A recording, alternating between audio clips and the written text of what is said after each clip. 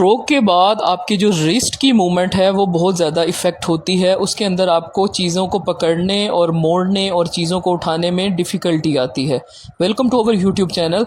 इसके अंदर क्या था कि हमने स्टार्ट में इनको कहा कि आप इसको पकड़कर रॉड को और आप जो है वो आगे पीछे अपने हाथ को स्लाइड करना स्टार्ट करें, लेकिन वो फ्रिक्शन की वजह से नहीं कर पा रहे थे। देन हमने एक शॉपर का इस्तेमाल किया, उस शॉपर से भी सही तरह से मूवमेंट नहीं हो पा रही थी। उसके बाद हमने जो है वो इस तरह से, ये हमारे पास एक बेल्ट पड़ी हुई थी, हमने इसका इस्तेमाल किया। ये कपड़े की थी और फ्लेक्सिबल थी।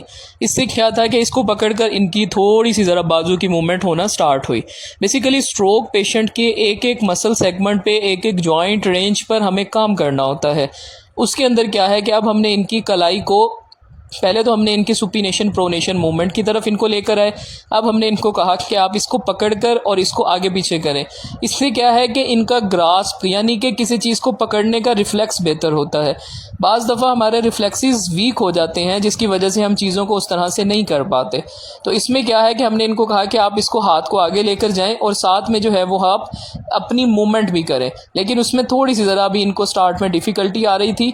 देखें कि ये जो है वो जिस तरह से पकड़ रहे थे तो साथ में जो है वो हाथ नीचे हो जाता था, लेकिन हमने इनको कहा कि आप जो है वो इस तरह से इसको पकड़कर मूव करना स्टार्ट करें। बेसिकली एक एक सेगमेंट का जो पैटर्न होता है हमें उसे ब्रेक करना होता है।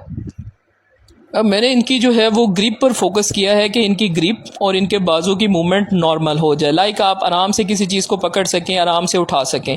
तो इसके अंदर क्या है कि शुरू में इनको जो है वो थोड़ी सी ज़रा इसमें डिफ़िकल्टी आई, क्योंकि ग्रिप हो जाती थी लेकिन उसके बाद जब मूव करते थे तो वो ग्रिप लॉस हो जाती थी। तो ये चीज़ बेहतर करने के लिए हमें रेपिटेटिव इनको जो है ये मूवमेंट्स करवानी पड़ी। बार बार वो कपड़ा जो है वो गिर जाता था क्योंकि ग्रिप जो है वो प्रॉपर तरीके से नहीं थी, लेकिन आहिस्ता आहिस्ता क्या है कि वो बेहतर होना स्टार्ट हुआ।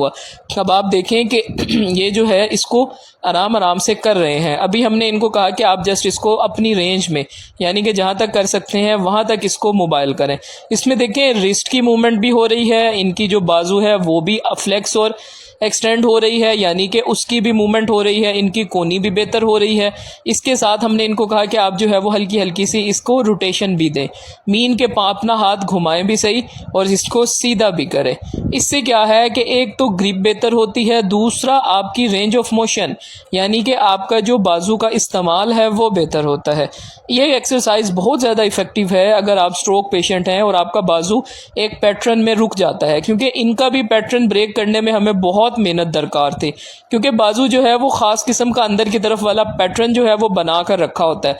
तो वो जब पैटर्न हम एक दिन उसको स्ट्रेच करते हैं, रिवोक करते हैं, ब्रेक करते हैं, बॉडी अगले दिन वही कोशिश करती है कि वो पैटर्न दोबारा से अडॉप्ट हो, क्योंकि वो एक लंबे अरसे से बना हुआ होता है। तो हमने जो है वो उस पैटर्न को तोड़ने के लिए इनके हाथ की खुद से मूवमेंट करवाई। मीन के जब आप किसी चीज़ की खुद से मूवमेंट करते हैं तो आपके मसल जो हैं वो खुद ही उस मूवमेंट को याद करते हैं, पहचानते हैं, और जब आप स्ट्रेच देते हैं तो वही मसल याद करते हैं कि हम पहले इकट्ठी पोजीशन में थे, अब हमें स्ट्रेच मिल रहा है और हमने सीधा होना है। तो अब जो है वो इनसे ही हम करवा रहे हैं। अब इनको मैंने कहा कि आप थोड़ी सी ज़रा रोटेशन करें। रोटेशन में क्या था कि इनकी ग्रिप लॉस हो गई, लेकिन यही रेपिटेशंस होती हैं जिनको हम कर करके अपना बाजू, यानी कि स्ट्रोक पेशेंट अपना बाजू बेहतर करता है। अब पहले मैंने इनको खुद से ये मूवमेंट्स करवाई थी, लाइक इनको मैंने लाइंग में मैंने स्ट्रेचिंग्स दी, लेकिन बाद में इनको सुपीनेशन प्रोनेशन मूवमेंट करवाई। अब जो है वो हम ग्रिप रिफ्लेक्स को वर्क करके बेहतर कर रहे हैं ताकि ये चीज़ों को अच्छे से पकड़ सकें और उनको उठा सकें। इसमें क्या है कि हमारी मेहनत ये होती है कि हम जो है वो पेशेंट को अच्छा प्लान गाइड करें। जब आप एक पेशेंट को अच्छा प्लान गाइड करते हैं, वो करता है, उससे उसको फ़ायदा भी होता है। अब देखिए कि बाजू दूर तक जा रहा है और उसको ये इकट्ठा भी कर रहे हैं। मीन स्टार्ट में इनको क्या था कि उसको सिर्फ मूवमेंट करने में प्रॉब्लम आ रही थी, उसके बाद जो है ये अब आहिस्ता आहिस्ता इसको दूर लेकर जा रहे हैं। लेकिन जब दूर जाते हैं तो हाथ अंदर की तरफ खींचना शुरू होता है। यही पैटर्न हमने इनका ब्रेक करना है, क्योंकि यही पैटर्न की वजह से ये अपना बाजू सीधा नहीं कर पाते। सीधा कर भी पाते हैं तो वो जो है वो चलते हुए इकट्ठा हो जाता है, क्योंकि ये एक स्पास्टिक पैटर्न बना हुआ है। अब हमने इसको स्पास्टिक पैटर्न को तोड़ना है।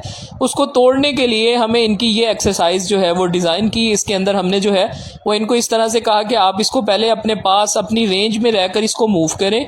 उसके बाद जैसे जैसे वो इनकी अडॉप्टेशन बेहतर हुई, हमने जो है वो इनको दूर ले जाने का कहा कि आप जो है वो अपने हाथ को दूर लेकर जाएं। बेसिकली ये बहुत ज़्यादा इफेक्टिव स्ट्रेचिंग पड़ती है आपके टिश्यूज़ पे, आपके मसल्स पे जब स्ट्रेच पड़ता है तो वो मसल एक जगह पे अगर रुका हुआ है तो वो स्ट्रेच की वजह से खुलता है। अब जब ये एक्सरसाइज कर रहे हैं इनकी पूरी बाजू खुल रही है। अब भी आप देखेंगे जब ये लास्ट में लेके जाते हैं तो बाजू अंदर मुड़ने की कोशिश करते हैं, लेकिन हमने इनको ग्रिप करवाया हुआ है, उस ग्रिप की वजह से वो बाजू नहीं मुड़ पाता। तो यही पैटर्न हम ऑपोजिट डायरेक्शन में इनका ब्रेक करने की कोशिश कर रहे हैं। तो ये एक्सरसाइज आप देखकर घर पर कर सकते हैं। इस तरह से क्या होगा कि आपका बाजू जो अंदर की तरफ चला जाता है आपके जिस्म की तरफ वो नहीं जाएगा। जब ऑपोजिट साइड पर किसी चीज़ को डायरेक्शन में हम स्ट्रेच करते हैं तो बाजू जो है वो ऑपोजिट साइड पर खुलता है। Thank you so much for watching.